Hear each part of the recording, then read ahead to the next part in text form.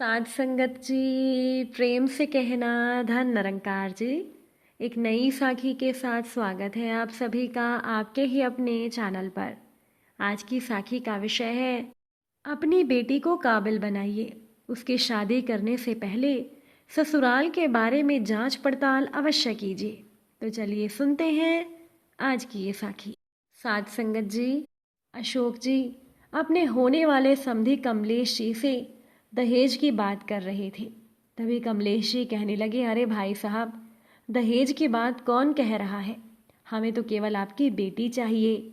अशोक जी कहने लगे, वो तो ठीक है समधी जी, लेकिन फिर भी अगर आपकी कोई मांग हो तो हमें बता दीजिए, ऐसा ना हो कि आगे चलकर कोई समस्या हो जाए। कमलेश जी कहने लगे, अरे भाई साहब, इसमें बताना क्या है, आप तो खुद ही बहुत समझदार हैं, जो भी देंगे अपनी बेटी को ही देंगे।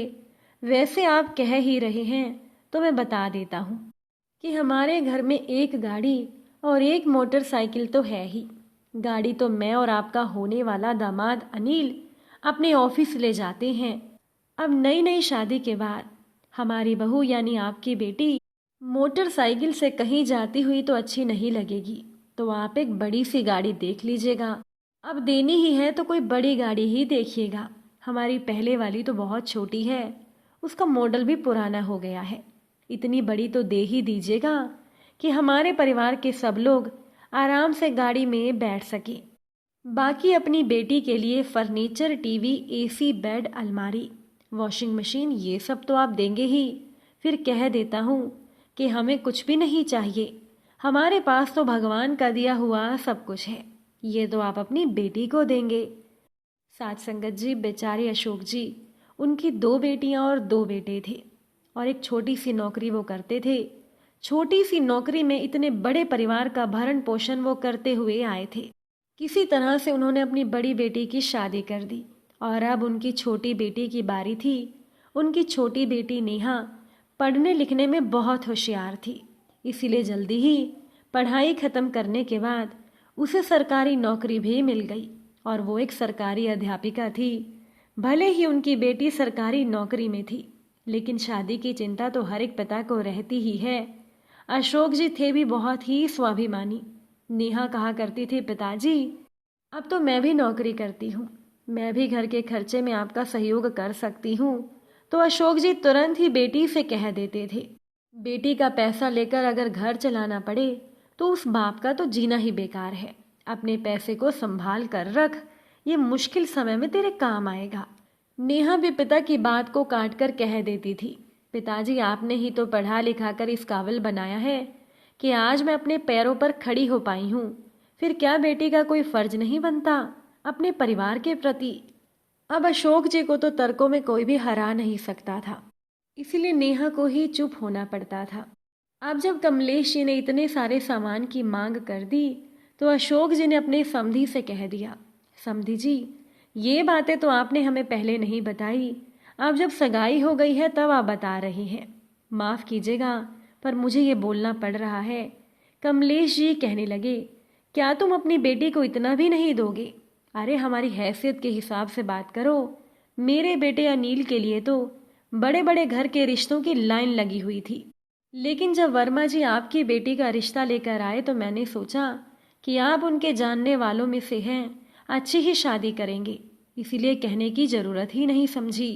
एक काम करना, अपनी बेटी नेहा को जीवन भर घर ही बैठा कर रखना, और हाँ, अगर मेरे बेटे अनिल से उसकी शादी करनी है तो सभी बारातियों के लिए एक एक चांदी का सिक्का और मेवे के डिब्बे का इंतज़ाम कर लेना। मैं चलता हूँ। वो तो मैं इसीलिए बोल रहा हूँ कि सगाई हो गई है, नहीं तो मैं कब का चला जाता। अरे मेरी भी समाज में कुछ इज्जत है। ये सुनकर अशोक जी हाथ जोड़ते हुए कहने लगे, माफ़ कीजिए समधी जी, मैं नादान हूँ। अब जैसा कह रहे हैं सारा इंतज़ाम वैसा ही होगा, बस शादी 4-5 महीने के बाद रख लीजिए ताकि मैं इस घर को बेचकर पैसों का इंतज़ाम कर सकूं। साथ संगत जी, 75 वर्षीय अशोक जी की आवाज़ कंप-कपाने लगी। अपने आंखों के आंसुओं को पोंछते हुए आगे बोले, आप तो समझदार हैं कि एक बेटी के बाप की क्या इज्जत रह जाएगी अगर बेटी का रिश्ता टूट जाए। जिस लड़की की शादी टूट जाती है उसके लिए रिश्ता मिलना कितना मुश्किल हो जाता है, ये भी आप समझते हैं। कमलेश जी कहने लगे, ठीक है, मैं केवल 10 दिन इंतज़ार करूँगा। अगर पैसों का इंतजाम हो जाए तो हमें फ़ोन कर देना, नहीं तो तुम अपना घर संभालो। ना जाने कब से नेहा पर्दे के पीछे से खड़ी हुई सारी बातें सुन रही थी कि तभी नेहा से ये सब बर्दाश्त नहीं हुआ।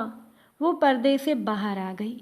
नेहा ने अपने होने वाले ससुर जी को कहा, अंकल कौन है आप?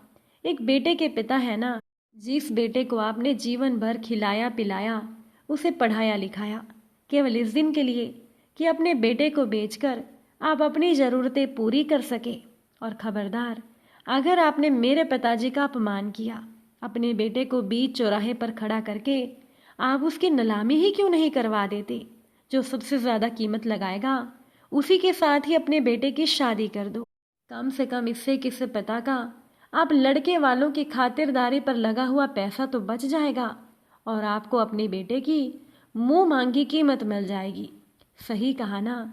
इसके बाद नेहा ने अपने पिताजी को कहा, पिताजी आपको मेरी कसम है, अगर आपने ऐसे लालची लोगों के घर मेरा रिश्ता किया, कुंवारी रहना स्वीकार है मुझे, पर आपकी आंखों में आंसू, आपका इन गिरे हुए लोगों के आगे गिड़गिड़ाना, हमारे इस स्वर्ग जैसे घर को बेचना मुझे कतई बर्दाश्त नहीं। एक बार मेरी तरफ देखिए, मेरी चिंता में आप कैसे हो गए हैं। अब मुझे समझ में आया कि घर में बेटी के जन्म लेते ही लोग दुखी क्यों हो जाते हैं। जन्म से लेकर उसकी शादी तक बस बेटी के दहेज की ही चिंता लगी रहती है एक बेटी के पिता को। पर अब नहीं, मैं लड़की हूँ, लड़ सकती हूँ इस समाज से, खुद के पैरों पर खड़ी हूँ। मैं आत्मनिर्भर हूँ। मैं कहीं नहीं जाऊंगी आपको छोड़कर।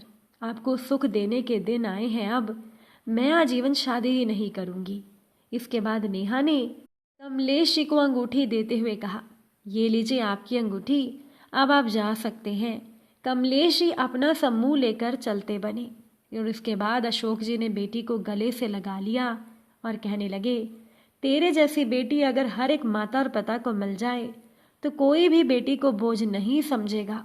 अशोक जी भी आज खुद से एक प्रण कर चुके थे कि वो ऐसे दहेज के लालची लोगों के घर में अपनी बेटी का रिश्ता कभी नहीं करेंगे।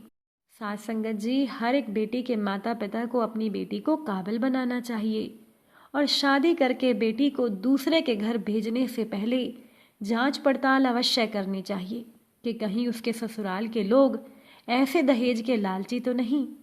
अगर आज की ये साखी आपको अच्छी लगी हो तो वीडियो को लाइक और शेयर ज़रूर कीजिएगा। आप सभी से फिर मुलाकात होगी नई साखी के साथ। साथ संगत जी, प्यार से कहना, धन निरंकार जी।